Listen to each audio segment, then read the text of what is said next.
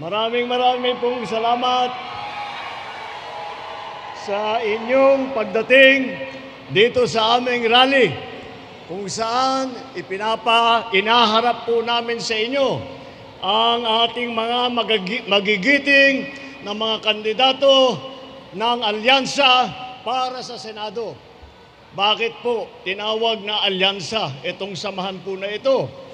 Ito pong samahan na ito ay tinawag na alyansa dahil ay pinagsama-sama po natin at hinanap po natin. Talaga po ay pinag-aralan ng mabuti kung sino ba talaga ang pinakamagagaling.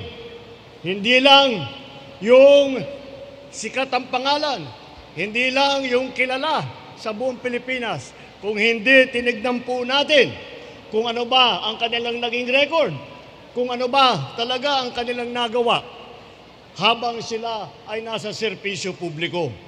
Dahil po naman, may pagmamalaki natin, lahat po na nandito na kandidato ng alyansa ay ang buong buhay nila ay binigay na nila para sa serbisyo ng publiko, para tulungan ang ating mga kababayan, para pagandahin ang ating minamahal na Pilipinas.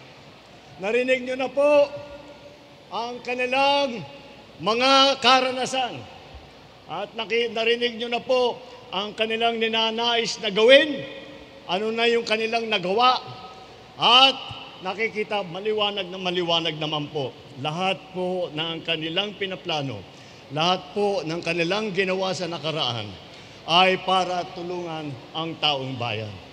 Ginawa po nila yan dahil ito pong mga kandidato ay sila po ay ang pinakamalalaki ang puso na nagmamahal sa mga kapwa nilang Pilipino.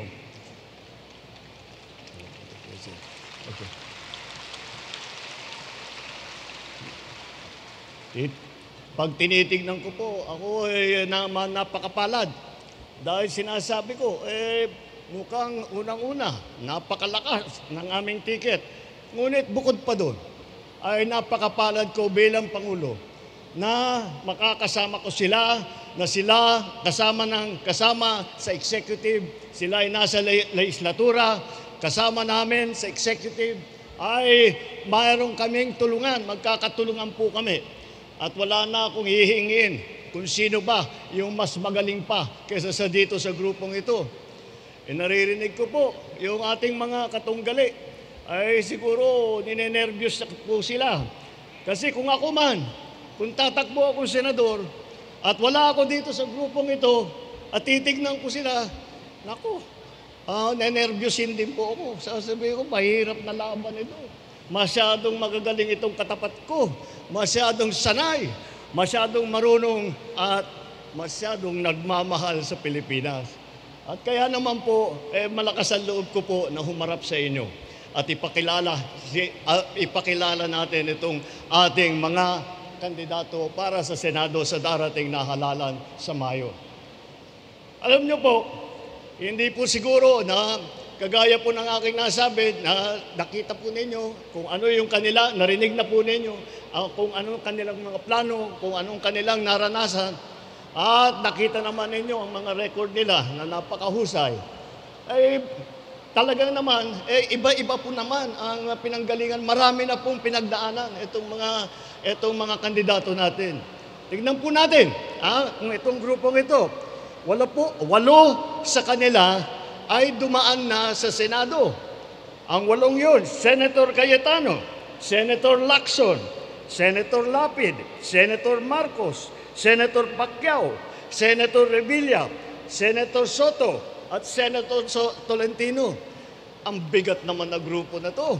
Talagang mga kilala at respetado. Hindi lamang sa pamahalaan, pero sa lahat ng pupuntahan nila sa buong Pilipinas. Pagka naupo po sila, ay hindi na po sila kakapa-kapa sa trabaho. Alam na po nila ang gagawin nila. Alam na po nila kung anong pangangailangan ng taong bayan.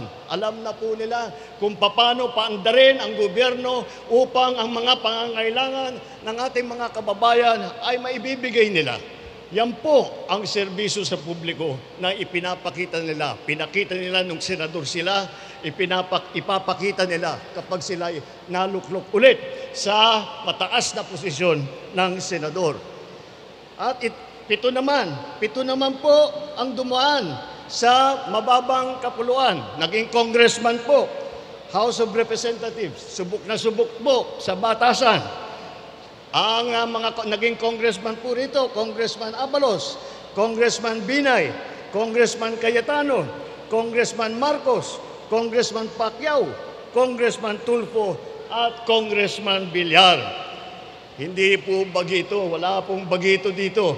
Lahat po itong mga ito ay nag-aral para maging maganda ang kanilang serbisyo para sa inyo. Sa cabinet level naman po, yung tinatawag natin cabinet level, yung mga naumupo sa mga posisyon na katumbas ng sekretary ng departamento. Ito po ay unang-una, nandyan ang dating Secretary Abalos ng DILG. Siya ang nung ako'y umupo, hinanap ko, sabi ko, sino kaya ang pinakamagaling para maganda ang maging ugnayan, maganda ang maging kooperasyon ng national government at saka ng local government. Kaya po napili natin si Secretary Benhur Abalos. Si Erwin Tulfo. Erwin Tulfo ay nung umupo rin ako, naghanap ako, sino ba yung kilala ko na wala nang ginawa sa buong buhay niya kung hindi tumulong sa mga maliliit, ang tumutulong sa mga naapi, tumutulong sa mga wala nang pag-asa sa kanilang na maayos ang kanilang problema. Siyempre, naisip ko, Erwin Tulfo naging secretary ng DSWD. Si Senator Lacson ay ilinagay bilang namumuno ng Yolanda Rehabilitation Commission. Ito po ang organisasyon na nagdala ng tulong sa Yolanda, sa mga biktima ng Yolanda, pagkatapos po ng dumaan ang Yolanda. Ngunit, isa lang bagay yan. Kagaya siguro naman, naaalala ninyo, na si Senator Lacson ay naging hepe ng PNP. Isa sa pinakamahirap at pinakamasalimuot na trabaho sa Pilipinas. Napakahirap po ng gagawin niya. Isipin ninyo, siya ang namamahala ng kapulisan sa buong Pilipinas. Sa dami-dami po nila. At kagaya ng nakita natin, nabanggit po niya, inayos po niya ang PNP. Lininis po niya ang PNP. Kaya't nung panahon po ni Chief PNP Lacson, nung panahon po niya, yun lang ang panahon na napakataas, pinakamataas na approval rating ang PNP dahil sa kanyang mga ginawa sa PNP, inayos, lininis, na organize ng mabuti para naman tayo ay makatulog ng mahimbing. At si Senator Tolentino ay ganun din. Siya po ay humawak ng MMDA. Ano po yung MMDA? Metro Manila Development Authority. Sila po. Ay isa pa rin na mahirap din na trabaho po yan. Dahil kailangan niyang ipagsama-sama, ipagkaisa lahat po ng mga lungsod at bayan ng Metro Manila. Hindi lamang yung nasa Metro Manila, pati na nasasama na yung mga iba sa labas. At nung panahon niya, marami po siyang nagawa. Marami po siyang inisyatibo. Kung pupunta po kayo ng Maynila, pupunta kayo ng Metro Manila, marami kayong makikita. Pag sinabi ninyo magandang ginawa nila dito, galing po yan kay Senator Tolentino.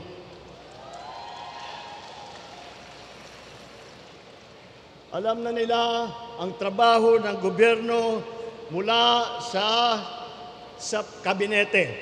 Hindi po dada. Marami po silang ginawa. They will stand in the Senate not to oppose, but to propose. Anong ibig sabihin nun? Ibig sabihin, sila ay hindi pupunta sila sa Senado upang makapagdebate lang ng mahaba na oradang nagdidebate o nakikipag-away kung kani-kanino.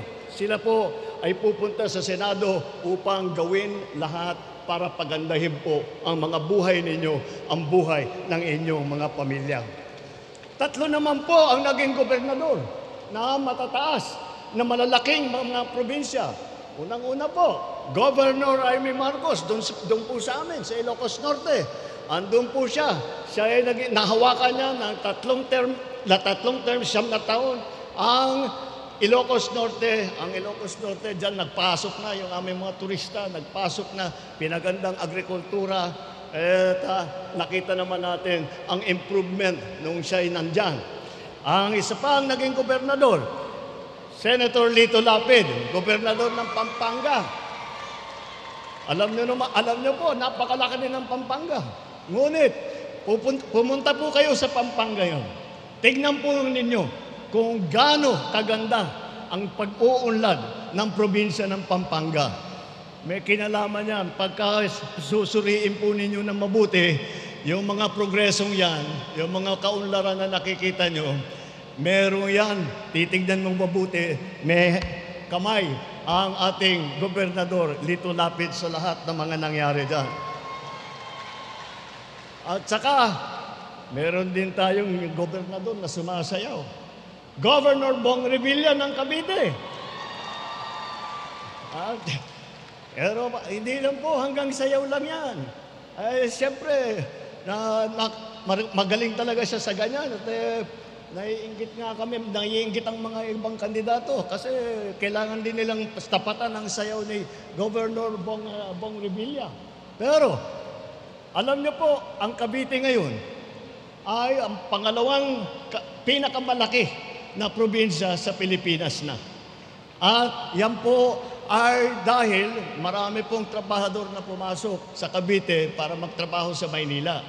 Marami po doon ay mga Waray, marami doon mga Ilonggo.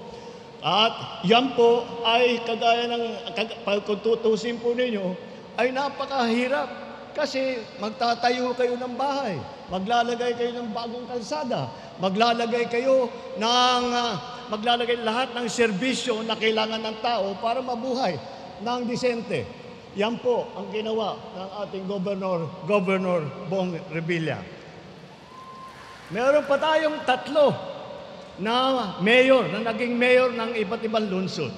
Unang-una, si Mayor Benhur Abalos ng Mandaluyong.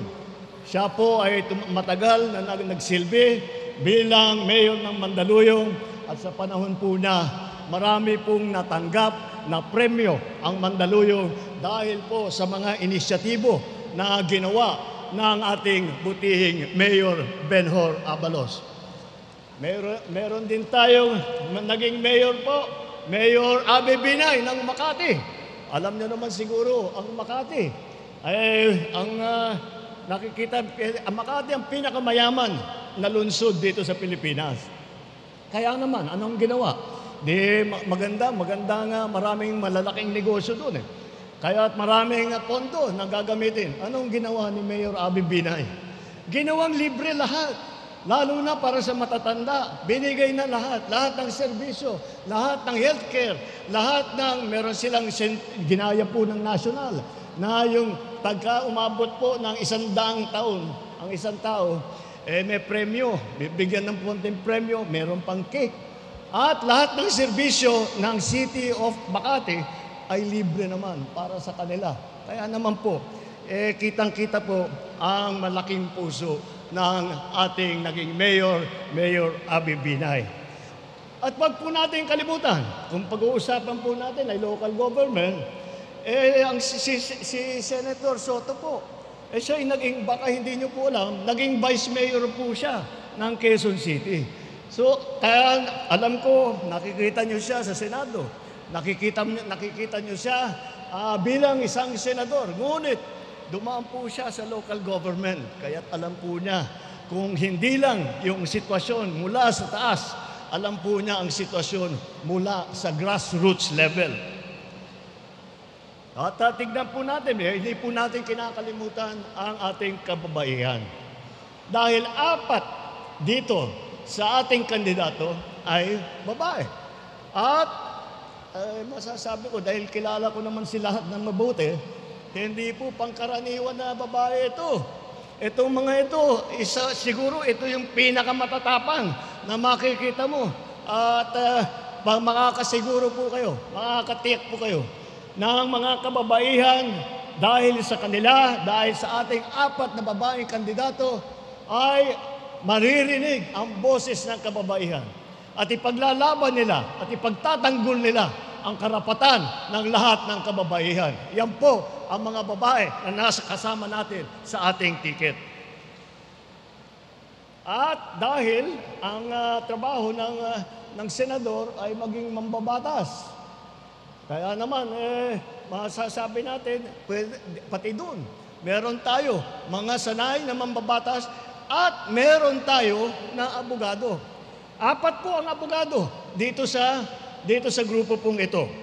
Nandiyan po, si Attorney Benhur Abalos. Siya ay naging abogado at pero iniwanan din niya at nagserbisyo na lang sa publiko. Ang isa pang abogado namin ay si Abi Binay.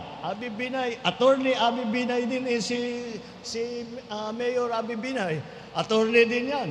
At kaya alam niya kung paano magandang sumulat para pagandahin ang mga batas natin. Isa pa, si Pia Cayetano is also an attorney. Attorney Pia Cayetano. Ay siya rin, isa pa na talaga naman, sa palagay ko, naririnig nyo, talagang inaalalayan niya ang taong bayan.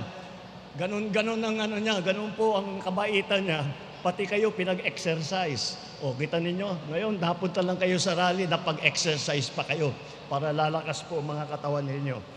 Attorney Tolentino, si Attorney Tolentino din, abogado din po yan. At kung makakausap po ninyo, makikita naman po ninyo yung galing niya bilang abogado. At pagka maganda siguro, kasi napakagaling itong mga abogado na, siguro magpapagalingan yan sa Senado para talaga maging maganda ang resulta ng kanilang pambabatas. Pagdating naman sa kung saan ang iba't ibang pinanggalingan ng ating mga kandidato, huwag niyo pong alalahanin na lahat yan, tiga Maynila lang. Lahat, tiga Luzon. Hindi po totoo yun. 2 po sa kandidato natin ay taga Mindanao. Kilala niya naman ang ating champion, si Manny Pacquiao. Manny Pacquiao ay galing Bukidnon, Sarangani at Jensan. Kaya may representante din ang lahat ng tiga Mindanao. Si Erwin Tulfo din. Dabawenyo po yan. Siya ay lumaki sa Davao Oriental at sa Sulu. Dahil po, doon po na destino ang kanyang ama na naging bayani ng Pilipinas. At wag po nyo nga, baka hindi nyo po alam, dahil may konting history lesson po tayo, ang unang Senator Soto sa kasaysayan ng Pilipinas ay Senator Soto na galing sa Cebu. Kaya ang mga ninuno po ni Senator Soto ay tiga Cebu at ganun din. Alam niya po ang mga kailangan ng ating mga kaibigan sa Cebu at sa Kabisayaan. At kami naman ni Aimee, alam naman ninyo, si Imelda, ang mother namin, waray na waray yan. 100% waray po. Kaya naintindihan ni Aimee. Nagwawaray po yan si Aimee. Siya lang sa amin 3 na magkapatid na natutong magwaray. Ganun talaga ang pagkapalaki sa amin. At para malaman namin na kakausap namin ang tao, hindi kami naka-spoil na doon sa palasyo. Kaya doon ganyan kami pinalaki. Kaya si Aimee rin alam niya kung ano ang sitwasyon, kung anong kalagayan ng ating mga kaibigan. Si Camille naman, si Camille Villar, ay ang kanyang mga ninuno po ay galing naman, ay mga Ilonggo naman po. Kaya't meron kayong kababayan dito, meron kayong kasama rito, at makikita nung po ninyo, lahat ng kahit sino sa Pilipinas ay may representante na nanggaling doon sa malapit sa kanila o sa kanila mismo. Para naman, hindi na sinasabi ang inaalala lamang na trabaho, ang tinitignan lang ng mga problema ay yung mga problema sa Maynila. Hindi po tama yun. Dapat talaga, kahit masyadong maingay ang Manila, kailangan pakinggan din po natin ang mga hinain, ang mga hingi, ang mga pangangailangan ng lahat po ng Pilipinas, ng Pilipino. Mga kababayan, palagay ko naman na malinaw ang pinatutunguhan ng ating alyansa. Ito ay ang kaunlaran, hindi pag-aaway-away, hindi ang pang-aapi. Alam niyo po, kaya po kami, sinasabi ko nga, siguro po, pagka yung mga ibang eleksyon, ibang kampanya, makita niyo po lahat ng mga kandidato, pare-parehong suot na kulay. Kami, iba-iba yung kulay namin. Bakit? Tignan niyo po, dahil sila ay isinantabi nila ang politika. Sinantabi nila na ang kanilang sarili na political ambition, political party, at sinantabi nila upang magkaisa lahat at magtulungan lahat para maging matibay, maganda ang kanilang performance pagdating nila sa Senado. Kailangan po natin sa napaka-komplikadong panahon na ito ay ang mga solusyon. Hindi po natin kailangan yung mga maiinit at maanghang na salita na wala namang kinalaman para sa kabubuti ng ating lipunan, sa ikabubuti ng ating kabuhayan. Ang mga kandidato ng alyansa ay kasama natin sa pagtataguyod ng interes at kapakanan ng bawat isang Pilipino. Ipaglalaban natin ang ating soberanyo at karapatan sa pamamagitan ng diplomasya at ng dignidad. Hindi natin isusuko ni isang pulgada ng ating teritoryo at hindi tayo kailangan sumunod sa kahit na sino pa dahil ang Pilipino lang ang may karapatan na magkaroon, na gamitin at magkaroon ng hanap buhay sa ating teritoryo. Hindi po ang mga dayuhan. Sa laban kontra naman sa krimen at sa droga, hindi natin kailangan dumaan sa madugong solusyon. Wala kaming paniniwala na ang solusyon sa droga at saka sa krimen ay pumatay ng libo-libo na Pilipino. May tamang paraan po para tiyakin ang kapayapaan at kaayusan. Yan po ay sa pamamagitan ng maayos na batas at epektibong pagpapatupad ng mga malalakas na suporta sa ating mga kapulisan at sa ating mga local government official. Sa ekonomiya naman, huwag po tayo na maliligaw. Hindi po natin kailangan na umasa sa illegal na mga industriya kagaya ng Pogo. Yung Pogo, ang nangyari, Pogo, pero ang naging pugad ito ng krimen at karahasan.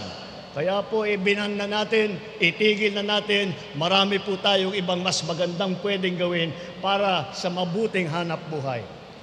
Ang solusyon po ay tunay na trabaho, kabuhayan, suporta sa maliliit at sa lahat ng mga nangangailangan.